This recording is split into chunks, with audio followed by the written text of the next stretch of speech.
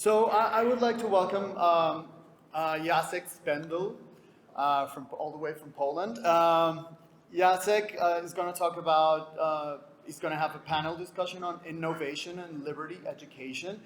And Jacek is the current president of Liberty International as an experienced manager in the libertarian think tank world.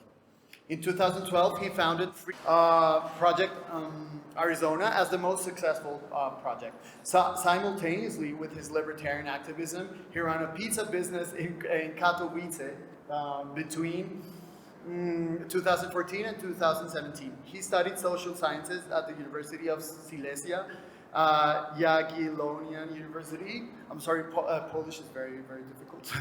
And Georgetown University. Spendel is an alumnus of Atlas Network's think tank MBA 2013 and the founder of American Studies programs in Prague in 2008 and Washington, D.C. 2009. Currently, he and his wife Magda divide their time between Phoenix, Arizona and Wrocław in southwestern Poland.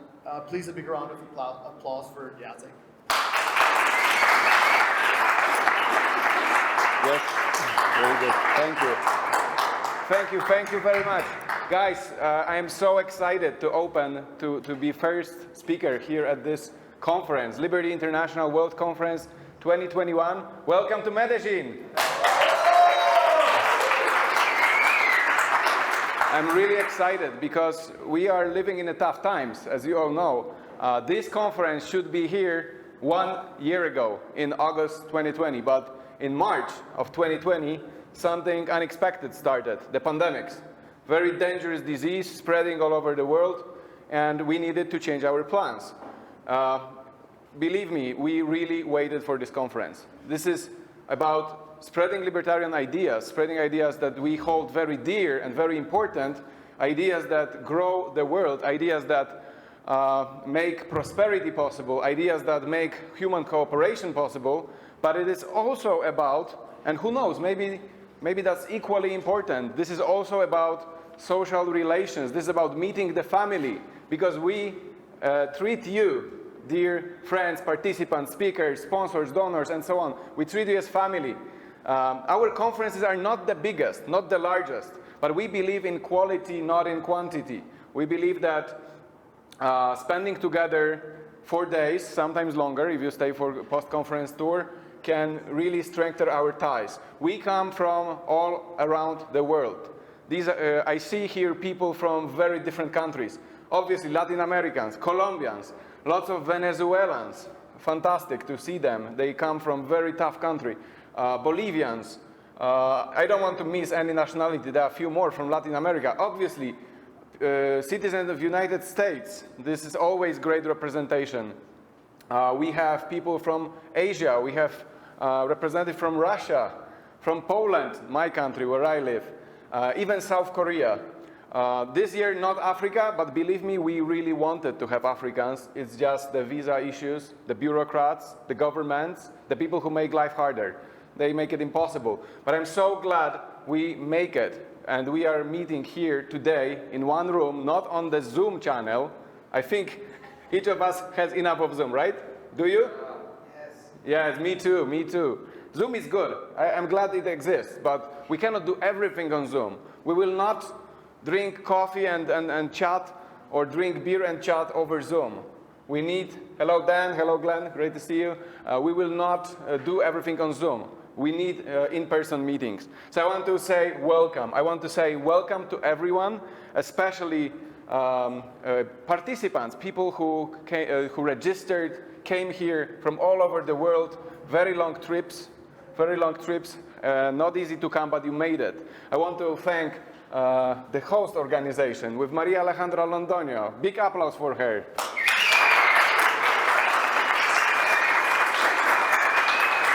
And obviously the team of Movimiento Libertario, she worked tremendously hard. She dedicated half of her professional time. Half of the time she works was actually for this conference, especially in the last few months. So we are a very dedicated team also on the Liberty International side. Few people very involved in this, many meetings. We used Zoom a lot.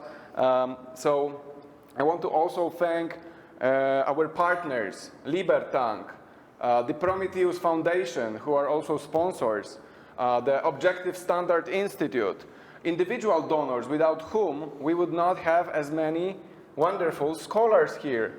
And I want to mention Dr. Kyle Warner. Big applause for him.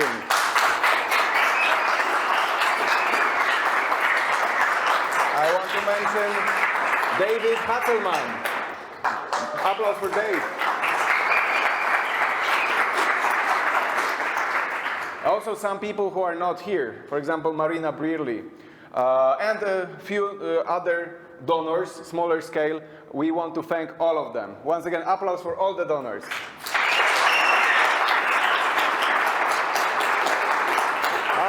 I would forget Glenn Cripe, most definitely, joining recently. I want to thank all the speakers. We are very lucky to have speakers who are dedicating their time and their money, because nobody gets money for speaking here. Moreover, they actually pay for hotel, for their trip. But still, they wanted to come, they wanted to share their knowledge, they wanted to share their passion for freedom. Huge, huge applause to all the speakers from all over around the country. So we are the Liberty International family. It's nice to have reunion, right? I am so glad, waiting for it over 2 years. We met last time in 2019, beautiful Mongolia, Ulaanbaatar. Who was in Mongolia? Raise your hand. I think it's like 20-25%. Guys, it was great conference, but I'm pretty sure we will beat it here. We will make it even nicer here in Colombia. So we have very tough year. Actually, let's say even 2 years behind us, marked with the COVID-19 pandemic. It brought a lot of changes to our lives. In some cases, people lost jobs. In some cases, people lost a lot of income. Their situation changed. And that is also true about the liberty movement. When it comes to the state of freedom, we see some negative aspects of this and some positive. From negative point of view, we can see that governments in many countries, maybe not every country, but in many countries, use this crisis to grab more power, to increase spending. Obviously, it was just for our good, yes. It is translated into a necessary action to fix the problems. But knowing what is the ratchet effect, and Robert Higgs wrote about it many years ago, we are seriously worried that some of the conditions and regulations and expenditures, some big government activities will not be reduced afterwards. I hope I am wrong, but I believe this is a time when we should be definitely worried about it. And as libertarians, as people who care about freedom, we should pressure our governments to roll back those measurements after the COVID pandemic is away. Government use this situation in many countries to run redistributionist programs.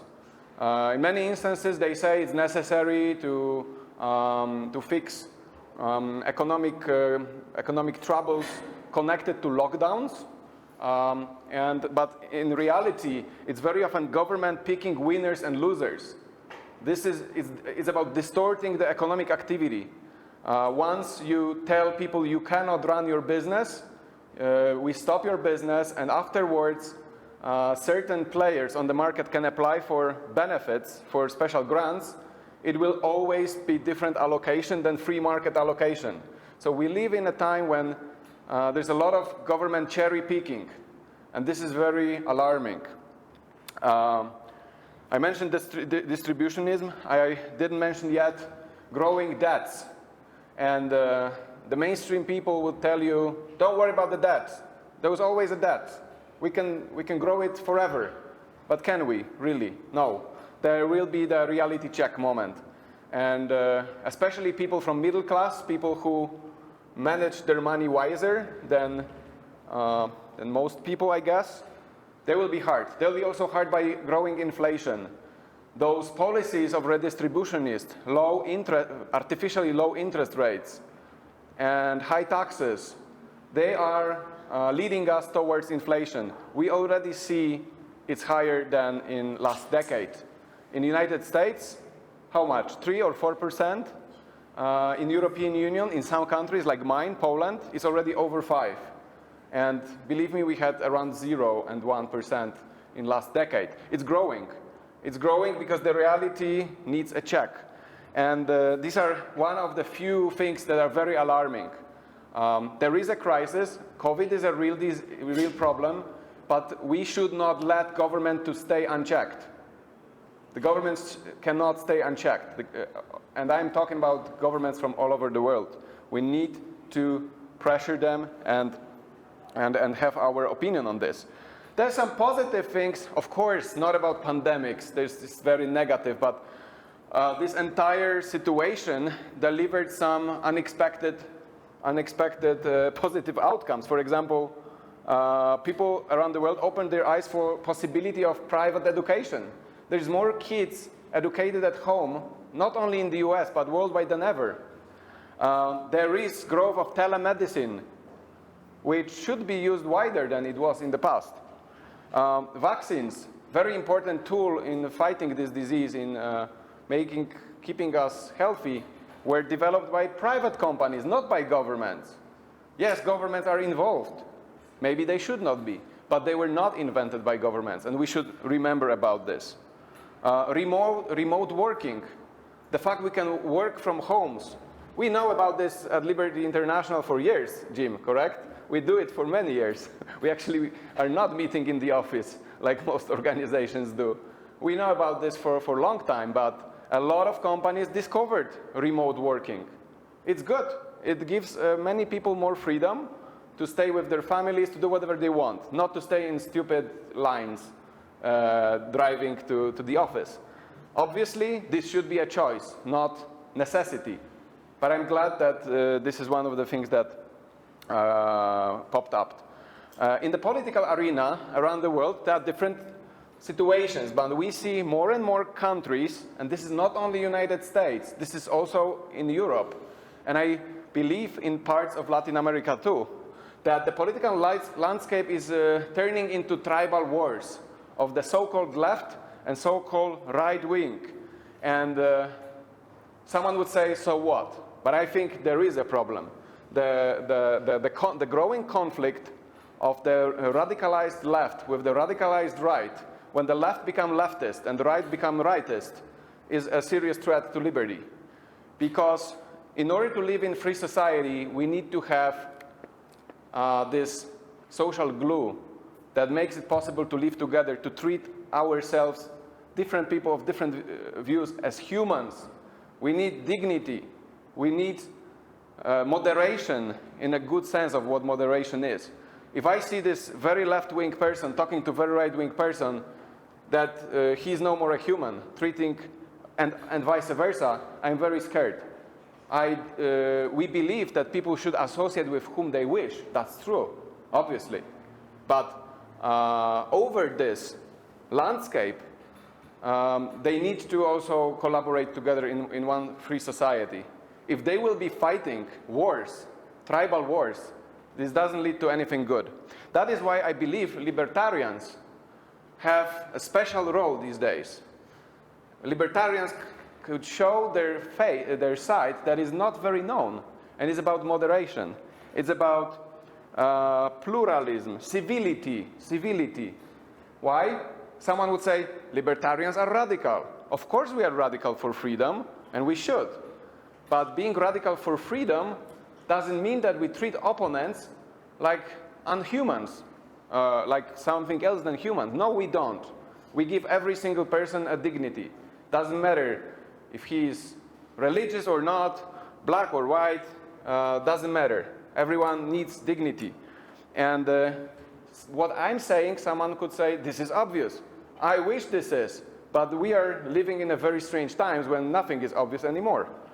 So the fact that libertarians who say government has no role in promoting any type of education. Government has no role in promoting any type of, let's say, social activism. Government has no role in promoting neither progressive style of living nor conservative style of living. This should be up to people, up to what they believe in, up to their own preferences. And we only deliver a common platform. We believe in live and let live. And Mark Victor is doing this because he's a big champion of live and let live. And you will hear from him soon. He has amazing ideas and great message. Something that can complement what we are believing in as libertarians very, very well. Live and let live is no more the slogan of the left. Live and let live is no more the slogan of the right. But it can be a slogan of ourselves. And believe me, we can reach people who are not libertarians, or they don't know yet they are libertarians, with this kind of message. Because it's a message of civility, common sense, and this is a message of humanity. And does it mean libertarianism will be watered down with this? Not at all. The fact we believe in uncompromised freedom and natural rights, that we believe in non-aggression principle, does not change. It actually fits very well. Fits very well. There's no watering down of libertarian principles here. We also have our own libertarian problems. I'm very sad to observe this, that inside our little libertarian bubble or group, there are internal fights. I understand them. But I wish we focus more on what we have in common, people of different dispositions who are still libertarians, than focusing on what we have, on the differences that we have. Differences are normal. Let's recognize that we have so much more in common. Right-wing libertarians, left-wing libertarians, just normal libertarians without special adjectives. We have so much in common, and we have such a big enemies of freedom around us. We don't really need to fight ourselves. But there are good things around us. I don't want you think that I'm such a negative guy, talking only about debts and regulations and COVID and lockdowns. Not at all. I'm still optimist. I believe that there is more freedom around us, especially if you look at, for example, an entire decade, not looking at 1.5 years of COVID only. Freedom is there, and prosperity is there. And does it happen thanks to governments? No, it happens in spite of governments. It's because of voluntary human cooperations. People find other people, and they find values. They exchange values, and new value is created. And thanks to globalization, which is a positive phenomena, and I want to tell you what I mean by globalization. Right now we are misleaded with what is globalization. In my opinion, globalization is when we have more cooperation between players around the world, companies, individuals, and so on. By globalization, I don't mean United Nations, believe me. Actually, the people who call for one government very often do it because they are not happy about competition between different governments. I like competition. I think libertarians like competition. So the good globalization is what the leftist activists fight against in 1999 in Seattle. Do you remember 1999 WTO meeting in Seattle? They were saying we fight globalization. Right now the terms are so mixed up. I hear people from the Trumpist right-wing movement saying we are against globalization. So I asked them, so you are like leftist in 1999? And actually they are. And we stand with the banner of freedom. Doesn't matter who is called left, who is called right. They are collectivists. They believe in very different values than individual freedom. But we have globalization. The fact we meet here, it's also globalization. The fact that Liberty International can ask a video editor in Nepal to edit our videos, and we find a common ground. They are happy with the money we pay. We are happy with the product they offer. And there is no government between it. It's globalization. And it's beautiful. And we don't need any government to tell us how this cooperation should be organized. Emigration, mobility, the remote work I already mentioned, less government control over work, flexible contracts. These are all beautiful things that are happening around us. Governments maybe want to stop it, but it's not easy to stop it. The wave is coming, it's growing, and freedom is just hard to stop. And that's very important. Medical tourism. I know we have few experts here. It's another phenomena that is growing, and it's connected to freedom, and we see more of it. Cryptocurrencies that are not controlled by governments and are very interesting assets, giving us both more freedom and more prosperity, and giving us big hope, actually. Precious metals. More than ever, individual investors. In the past, 1 decade, 2-3 decades ago, that was something for rich guys in Anglo-Saxon countries. They had access to investing. Now everybody can invest, even stupid $10. This is very important because people learn that they can do more things with their property, that they can grow, and that this can be done through markets, through semi-free markets, hopefully freer in the future. Also, in many places, we see problems with more regulation, more taxes, and so on. This is true for Europe, most of Europe, unfortunately. This is true for the United States. This is very true for Canada. But is this happening everywhere? This is happening in many places, but especially this continent, Latin America. Continent is South America, this region, Latin America. I also mean the Central America. You find places where actually political reformers are trying to grow freedom, not to make it smaller. It's different wave than in the old world. It's not everywhere, but for example, the Prospera project in Honduras, where on Roatan Island they start New Hong Kong, and they have constitutional provisions for very low taxes, for Commonwealth-style legal system. Very important. We know that taxes is not everything. They must be low. They should not exist. Taxation is theft, of course, but the stability of legal system, equal treatment under the law, these are super important issues, and the Prospera project is delivering this. And in other countries, they try more and more. Here in Medellin, I heard that this is becoming hub of freedom. There's more and more people calling for very positive and relaxed laws for digital nomads. There will be special visa for digital nomads in Colombia soon. Beautiful things are happening in this part of the world. Not everywhere. Obviously, horrible things happen in Venezuela, in Cuba. We should fight that crap. This is communism, this is socialism, this is the cancer of civility, of civilization. But not everywhere. Colombia has some positive changes. Honduras has positive changes. And few places here in this region, freedom can flourish. So, finishing with this part of my speech, I want to say that let's be more optimistic and let's not look only at politics. Politics is reality. Unfortunately, it is. We don't like politics as libertarians. This is a show for collectivists, usually. Running other people, fixing problems of other people. That doesn't sound good for the libertarian heart, right? It does not. But politics exists. We should not ignore it. But we should not only focus on it. There is lots of tools that make our lives freer, and they don't come from politics. I mentioned already some of them. We will be working on this as Liberty International with our new projects.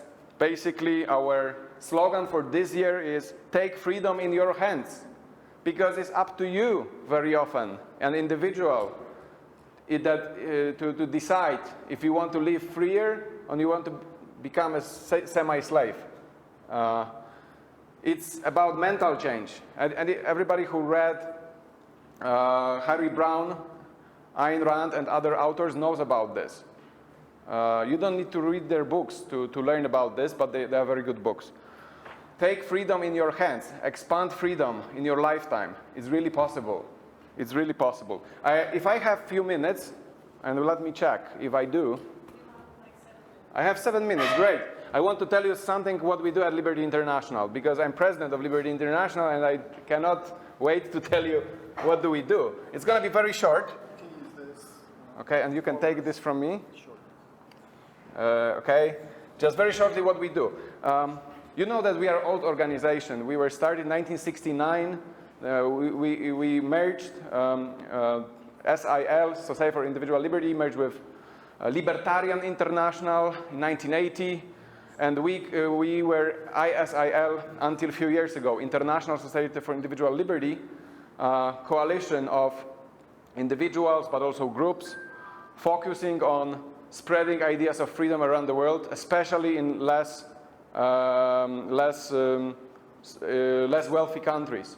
And we are a platform that bridges libertarians from around the world, also libertarians of different dispositions, libertarians who have, you know, a little bit different, they come from different traditions, I would say.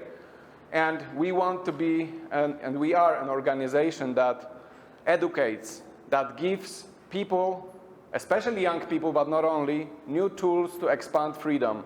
The ways they believe is best. Could be political reforming, could be writing, could be working in think tanks, and so on and so forth.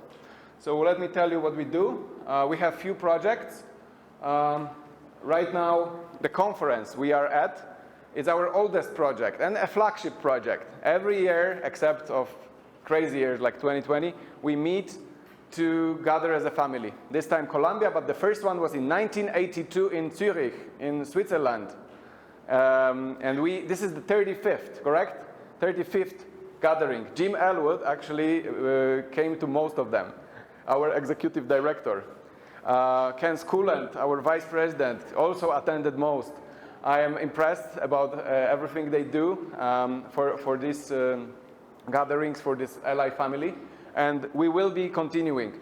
By the end of this conference, we will tell you, this is secret yet, where the next LIWC will happen. Keep calm. Project Arizona. This is a project that I am running as a director. So I am president of Liberty International, but I'm also running a project. It's since 2017 and is a leadership program for young freedom fighters for all over the world who are passionate about liberty and who want to learn new strategies, new ideas about how to expand freedom in the state of Arizona, which is relatively one of the freest places in the world, with very developed free market institutions. It's not happening like this. They got freedom. No, there are people working very, very hard in Arizona to keep it low tax, low regulation, and so on. And I see friends from Arizona here. Hi Jeffrey, we have a good representation of that state. And we also have alumni of Project Arizona with us who came as scholars. I see Nene from Republic of Georgia, Pablo from Bolivia. Pablo, are you here? Pablo is here. And do we have more? Probably we have two. You can talk to them about Project Arizona. It's happening since 2017 and quite successful. It's not about quantity because it's 6 to 8 students, but they intern, they educate themselves about free markets, American history, and other things at Arizona State University. They have multiple networking meetings, at least 2 per week, and they volunteer and they learn how freedom is defended in the small scale in the state of Arizona. And some of them really do amazing things. But maybe it's not for now, because that would be too long talking, you know. We also have this program called Libertarian Solutions, started last year. It's an online project, kind of growth in the COVID situation. And it's about education for the principles of libertarianism. The first season was mostly about the theory. Theory is important. We had our great scholars from LI, Ken Schooland, Kyle Warner, Mari Ruward, and a few others who were teaching these ideas like non-aggression principle, you know, libertarian stance on immigration, others. But I'm already telling you that we will have Libertarian Solutions 2.0 in winter of 2020, 2021, and it's going to be really exciting because it's going to be about something I mentioned before, taking freedom in your hands. It will be about practical solutions to expand freedom in your lifetime. We're going to talk about cryptocurrencies. We're going to talk about getting second passports. We're going to talk about investing in precious metals, going to school in other country, stuff that is very practical, but still libertarian. Doing things on the crossroads of practicality and libertarianism is becoming more and more important for Liberty International. We have also the topical webinar series on Zoom, which is now changing into a project that will be more like a journalist TV show, The World of Unseen, and we're going to discuss news from all over the world, important news. What's happening in Cuba, for example, with Marxist craziness, what is happening in European Union, other places. In Colombia, we're going to discuss these important things with experts, from libertarian experts from around the world, cyclically. It will be a cyclical program, available live, but also could be watched afterwards on social platforms, Facebook, YouTube, LinkedIn, and few others. And it's going to provide what is not provided, libertarian look at the world affairs. Very often we watch TV, and libertarians watch TV, and they watch this news, but they think, why our stance, our position is not represented there? Nobody speaks from the libertarian angle about this. This is going to be changed. So wait a bit, it's going to be in the fall, and it's going to be awesome.